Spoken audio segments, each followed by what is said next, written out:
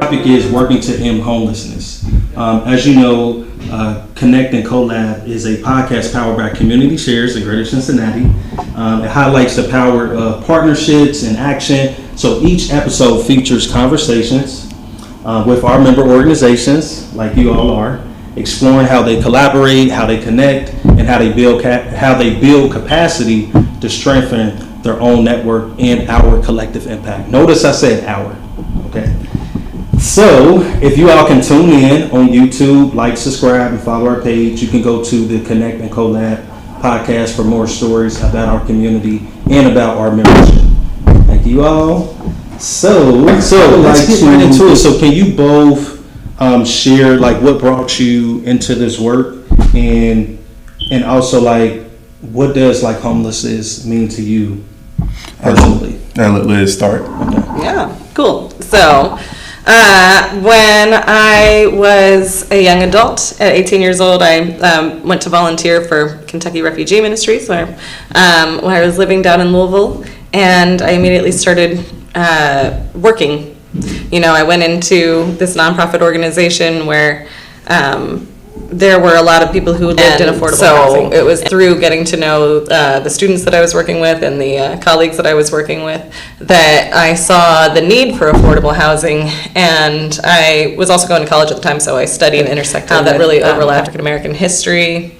And yeah, I got into it pretty early on, and then just as the need has increased throughout the country, you know, I have just like stayed on it, and apparently the need continues, so I will stay on it until it's no longer a need. Mm-hmm. And yeah, I mean, for myself, I think it starts off very personally. You know, I've always been different. I've always had problems and issues with my hearing and with my speaking and whatnot, but I always had help. You know, I've always had people there to guide me, to help me, and to provide services to me. And so now, you know, years later as an adult, I want to do the same thing. I want to help others and just be a community member. And to me, that means helping others figure out how to provide for their families, provide for themselves, and just we need to end things on a systemic level, because until we do, we're going to continue to have these issues continue throughout our communities. Yeah, I solely believe that. And that speaks to you all's personal journey. Like maybe God led you here to be a part of this organization. So that's so good to hear. So what does like you all's day-to-day work look like in addressing homelessness? Oh boy. Every day is different. Every day is different. I will say for the most part, at least my day is filled with meetings. I think if I had to look at an average of meetings per week for me, we're looking at least 6 meetings. Oh my goodness. And getting the work done. And at least 2 meetings a day. At least 2 meetings a day. Okay. Mainly spending a lot of time with tenants in different buildings across the city of Cincinnati, trying to create a strategy to address issues within their buildings. Spending a lot of time with advocates who are working and trying to create strategies to address housing on a systemic level, and then working with our folks who are experiencing homelessness. So whether they're in shelters or they're living outdoors, going to them and seeing what issues they're dealing with and how we can, as a group and collective, address those issues on a systemic level. So I spend a lot of time out in the field, as you would say, and really connecting with folks. Okay, good. That's good stuff. Liz? Yeah, definitely. I also spend a lot of time in different areas and a lot of meetings all throughout the city, really. It definitely changes the ebb and flow of the work. So we've been talking about street vibes a bit, and street vibes, you know, I write an article for Here monthly, so, you know, at least one day a month I'm really in the computer doing that. Right now, like just this week, for example, I'll be speaking on a couple different panels, so I'm like really diving deep into just continuing education for myself. I'm always continuously educating myself. But then in the spring and fall, I host spring breaks, fall breaks, students who come from all throughout the country because they want to do a week-long service trip. But we really infuse education. We are not focused solely on direct service, but also really, as Rico has spoken about, system change. So I go to schools with people who experience homelessness, often from the Homeless Congress, which Rico has organized, from various shelters in the spaces that he spends in his 6 meetings. Honestly, I think he's in more meetings. Because I think that I've seen Rico actively engaged in 2 meetings at the same time on 2 different screens sometimes. Wow. So, and I mean, he's actually listening. So we really do genuinely need more than one of him, but sometimes I'm in schools, sometimes I'm in the office, sometimes I'm in churches. It really varies depending on the day. Depends on what the need is at the moment. Oh, no, that's pretty good. So you guys are like spread it out, and you're informing and educating people on I call it people power, right? Because I feel like a lot of people that are in homelessness, they feel that they don't have any power at all because they're up against a system. So, and I know that because I've experienced, having conversations with different families and different things like that. People definitely told me like, there's nothing that we can do. And I'm like, there are multiple organizations that's trying to attack and address this systemic issue. So can you all share like a moment that reminded you of why this work matters? Oh man, you want to take this on first, Liz? Well, I mean, I guess it's just almost a daily reminder.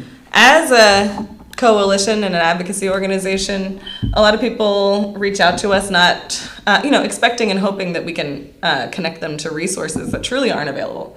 And that is part of why we exist. I mean, there are some resources available. It's not to say there isn't any help out there, but it is not meeting the needs of what's out there in the community. So just, sometimes it's even friends. Right now, I've had a friend yesterday who was really searching, was becoming evicted and needed a place to stay, and that's a common experience where people really reach out and think that we'll be able to address the issue. And we definitely do address the issue, but not by being able to hand over a home. We have to address it through organizing. Yeah, man. To that point that Liz just brought up, we get so many calls and so many emails and so many people reaching out for help, and it can make us feel very very depressed, because we can't hand over a home, right? We can't hand over money. We can't hand over certain things to help with people immediately.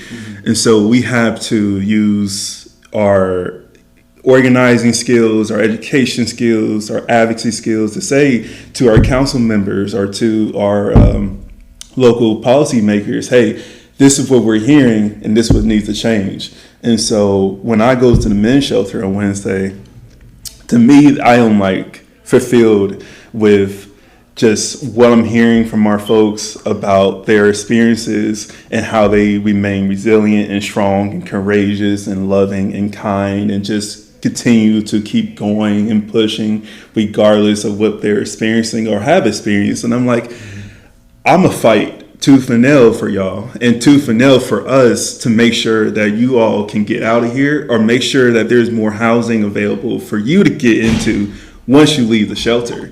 And so we have this wonderful connection there, and it becomes friendships, it becomes connections that beyond just one-time thing.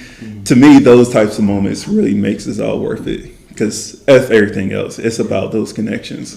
Yeah, you guys are, and that speaks to your work and impact. So do you all see, like, if there are any gaps in the system right now, like, is there any, like, supportive systems that the system has?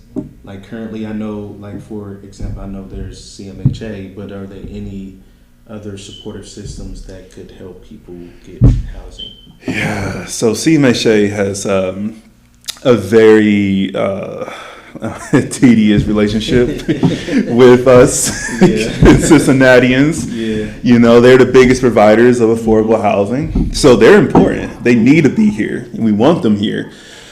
The problem is not with CMHA. The problem is with HUD and with the way our city or government has treated housing. We are treating housing like a commodity when it should be a given birthright. Until we make that change, CMHA is going to have these issues because the funding is coming from HUD to CMHA. So we have got to make housing a human right within our community. And until we do, we're going to have these issues. Evictions, we're seeing so many evictions. People are seeing the rent increases. People are not making enough money to pay their rents. And so we need to have more money and more structure into our eviction prevention programs, which we have. But we just recently allocated only $200,000 into our prevention program. We need to be allocating millions. We're getting 1,000 eviction filings a year. Not a year, a month. 1,000. So we're looking at 12,000 a year happening every single year. We can put it into that if we have money helping people avoid evictions and having affordable housing that is truly affordable housing, and not this affordable housing that they're saying is out there when it's rents above $1,000. That's not affordable. Yeah, awesome. And so the gaps, there's so many gaps. CMHA, as Rico mentioned, is providing housing that's very, very important, but they're pretty much the only organization that is responsible for doing so. So housing is a human right, according to the United Nations and according to our opinion. I have this key on because it's house keys, not handcuffs. That's a concept that is activists throughout the world believe that folks deserve housing, regardless of their situation, but it's not actually written into our nation's constitution. It's not actually law within the United States that everybody is provided a home. So in this nation where we know that we're in an affordable housing crisis, we have a housing crisis, people know that. It used to be, debatable, but young people now, I heard the other day that the average age for people to buy their first home is 40. It's just really become inaccessible to have a home that you can build equity or anything like that. And for a lot of people, it's inaccessible to even just have shelter. So we have fought for the Affordable Housing Trust Fund, which exists within our city of Cincinnati, to get a dedicated funding source. Because even though it exists, there's actually no laws stipulating how it should be used or that it has any source of funding. So a few years ago, we put a ballot, issue 24, onto the ballot that would make it so that City Council was required to find a funding source, and then they would be able to produce affordable housing. And we made a lot of headway with people learning about affordable housing in the city. It didn't pass that time, but that's part of why we continuously build power, why we built the Homeless Congress. It's really ongoing. We have seen, obviously, devastatingly, just this month, how the Voting Rights Act has been dismantled in this country. And that's not so, I think that we can assure that we're not gonna lay back and let it stay that way. But laws can be created, dismantled, all these sorts of things. The movements must continue. And this really is truly a movement towards creating housing as a human right. So there's tons of gaps. Unfortunately, it's almost nothing but gaps. Yeah, and the biggest gap that I've just thought about is we're missing 55,000 affordable housing units in Cincinnati. 55,000. And if you look at how much money is needed to build those 55,000, we're looking at $18 billion. $18 billion. And you think about that number and you're like, wow, that's a big number. But then you think about how much money that we're using on average in our city every single year, barely any of that money is going towards housing. Most of that money is going towards the police and going towards other things that may have some importance in our community, but housing is foundational. It's everything. And I just want to point out, since sometimes those huge numbers are kind of hard to think about, and there's an organization that is trying to renovate 8 housing units right now, and that costs $1.5 million. I think sometimes it's a little easier when you think in that small perspective. So earlier, Rico was talking about how $200,000 was dedicated to homelessness prevention services. That, frankly, is like not even a unit. Pennies on that pennies on the dollar. Yeah. Okay, good. That's good. And we need more organizers and mobilizers to talk about these issues. So do you feel like systematic issues like housing, wages, and healthcare intersect into this whole crisis? Oh, absolutely. I think housing is like the foundational piece, but it's like, take me for instance. If I don't have a home to go to at the end of this day, I'm gonna be stressed the fuck out. Simply put, I'm gonna be stressed out. And then if I have kids and they don't have a house to go to at the end of the day, their education outcomes are gonna be terrible. They're gonna be suffering because how are you supposed to do homework and study if you don't have a place to go to? So you see our education outcomes struggle when they don't have safe and secure housing. You see our health outcomes, including stress, anxiety, physical stress, physical ailments, all these different things happen because people don't have secure housing. And so it's all connected. When you don't have one thing, you don't have the other thing. Yeah. Food. Yeah, that's a good way to put it. You need a refrigerator, right? Yeah. If you don't have a house, you don't have a refrigerator. Yeah. And I just got to jump in too. I am a single mother of 2 young children, and the way that Rico and I actually met in person, we had already been connected online, thankfully, but was because my SNAP benefits were coming to a close.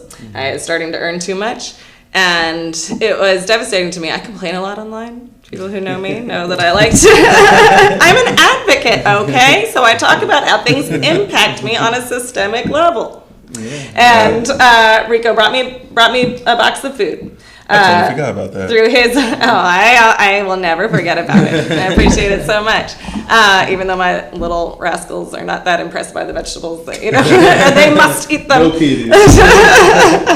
But yeah, I mean, there's a saying in our industry of the rent eats first. Because when, it's been shown time after time in studies that when people are struggling and they're at risk of losing their housing, they will go hungry before they lose their home. And the same thing with medical bills, all these sorts of things. People will put off taking care of their health. I just recently heard a story of somebody passing away in their home because they lacked access to insulin. And, they still had the home. So what does that say that they put first? Yeah, the home. Yeah. Wow. Yeah, that's pretty deep. And I feel like this is why when you talk about collaboration and community, how do organizations, government, grassroots leaders work better together? Is there something that we could do, or is there something that you can tell them of what to do and how to work together? Join the Homeless Coalition.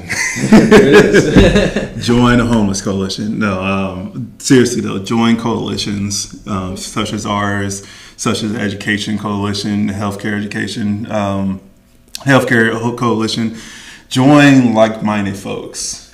We need to break silos. We need to break from our individual work, which is important, don't get me wrong, but we can't do anything unless we come together, because we don't have numbers and money, but we got numbers and people. And like you said earlier, people power can overcome so much in our communities.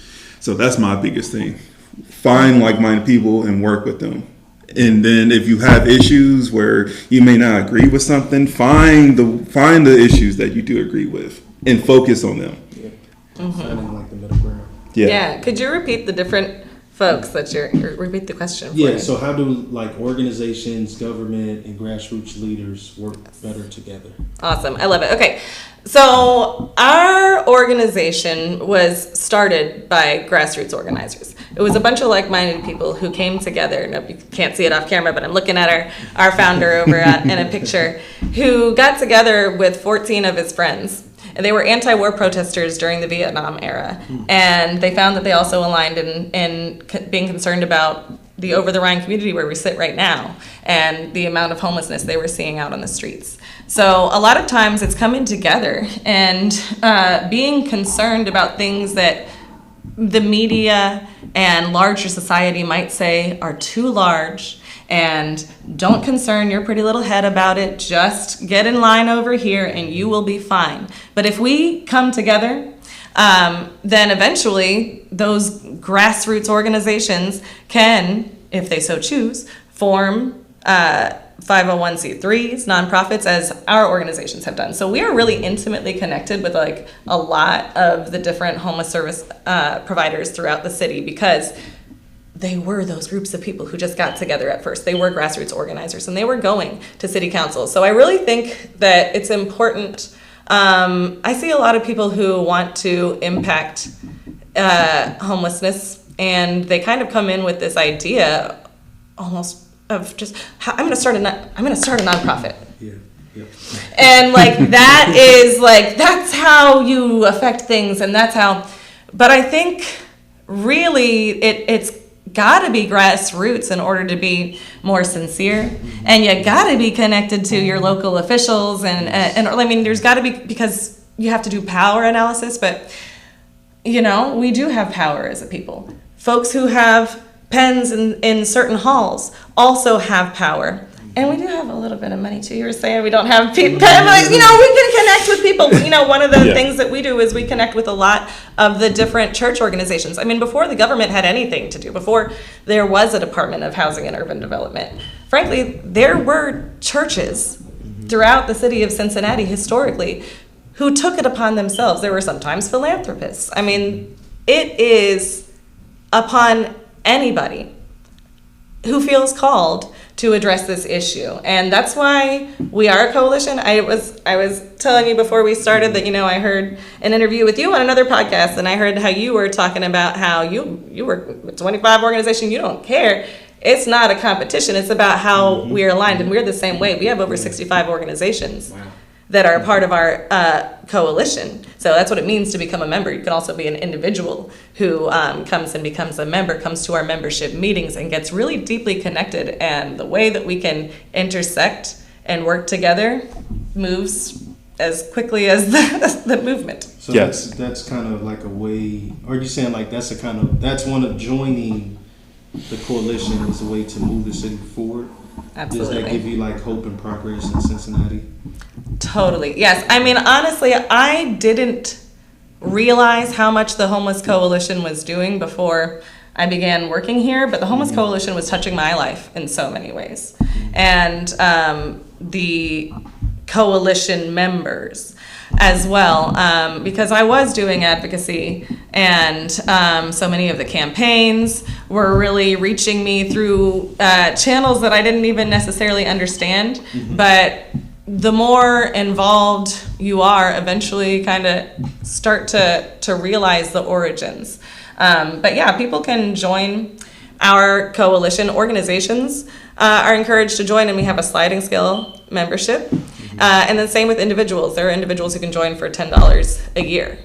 And that means that you're able to come to meetings where you can talk to them. And maybe eventually people do. It's not bad to start a nonprofit organization.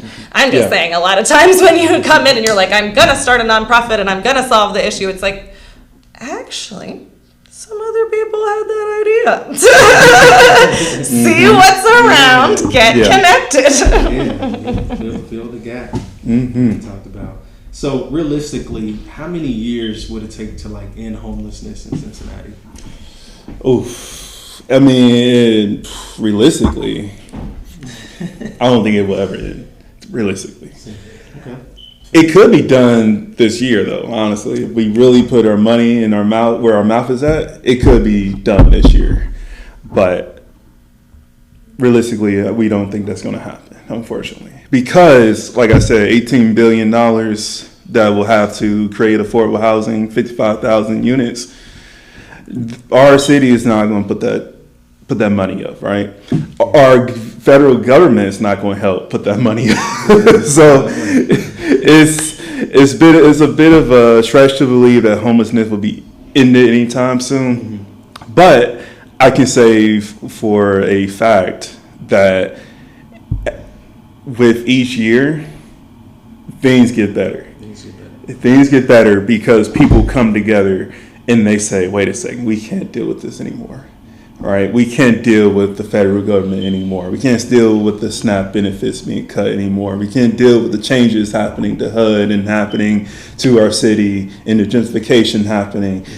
When people power comes together, our lives get a little bit easier. When organizing is effective, our life gets a little bit easier. So I have hope that one day it can end because of people like Liz and Josh and all the folks that does this work. But I'm also very realistic in thinking, no, until we think big, it's not going to happen anytime soon. Yeah. So I think that homelessness, as Rico said, could be ended in a day, any day.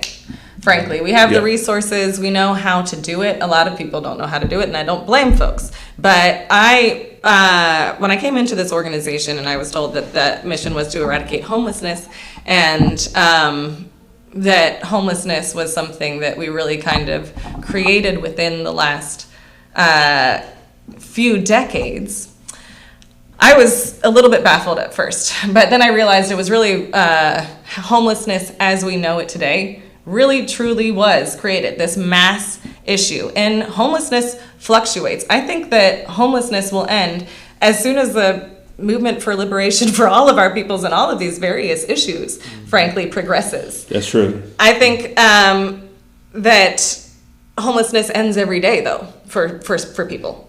And that matters, that each and every single day homelessness ends for somebody. And the policies that we invest in can end homelessness, which is extremely meaningful and impactful for every individual. But homelessness as we know it, where it's this really mass issue where 3.5 million people in this country experience it each year, is something that has become an issue mostly since the Nixon era. Before that, we had about 250,000 people per year throughout the country who experienced homelessness. And that is something that actually can be withheld by social service systems. That is something that you can have shelters and you can have churches and you can really create just sheltering infrastructure to support those folks and eventually help them to find some housing situation. But 3.5 million people is beyond the pale. It is beyond what shelter systems can ever absorb.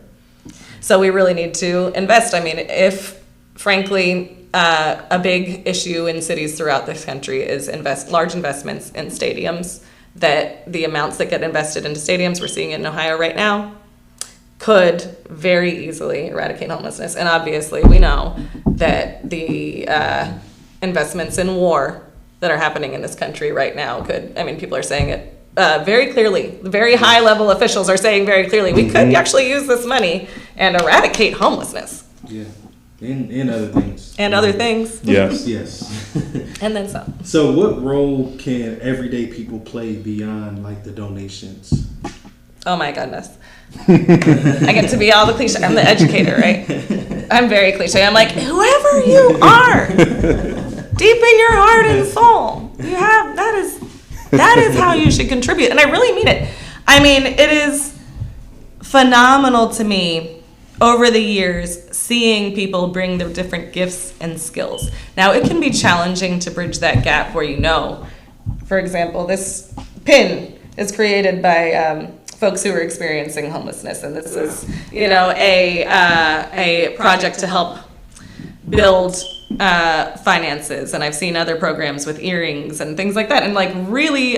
So right now, I am doing some programming with youth. We're getting some things started that I know is similar to some work that you've done with youth as well, because we're bringing youth together to organize. So, I mean, honestly, oh my goodness, medical professionals, honestly, even any single individual just addressing their inherent bias learning about the issue and speaking to people, going to programs that we provide at the Homeless Coalition, our tours, our speakers bureau, engaging with our content in general will really, really give you an opportunity to hear from people firsthand. And I think that's really where it starts. But please talk to me about your individual skills as well so I can plug you in even more. Liz is a good educator. She is. She was born to do this work. Yes. So what keeps you all like grounded in this work? Because it could be a lot taking on the issue, like going up against systems and the government and other organizations. So is there anything that you do to keep you all like grounded and level-headed? Liz is an expert at that. I'm gonna let you Being grounded and level-headed. Yes, I sideline as a yoga instructor. So I see. Okay. yeah, I mean, I do a lot of things personally to kind of stay grounded, but I think it's about erasing the separation between yourself and others. I mean, I am not eloquent when it comes to bringing, the Bible into or any of these sorts of things. But one of our programs we're doing right now is with Hyde Park Church of the Redeemer, and they've got me reading things from the Poor People's Campaign. And I really love how those theologians are talking about how, I guess really that wasn't a message that, a lot of people are familiar with from their religious path, that we are really truly all together, and it is not an us and them issue. We each walk a different life, inevitably, but there are so many ways that I have seen the barriers between myself and others are not so distinct as I would think, and what's good for one is good for all. Mm-hmm. For me, make mental health care affordable. Before I got to this position, I had 4 years of sessions with a therapist, and very helpful for me to just be here. Once I got this job, I went back because I said, well, I got a new stressor in my life. And I need help. I need your help balancing it. And from there, I just gone to my therapist and said, I need your help, and I want to talk about what I'm seeing, what I'm hearing, and how I feel. And that's been really helpful. And I will always advocate for that. If you need help with this sort of work and you feel stressed out, see somebody, talk to somebody.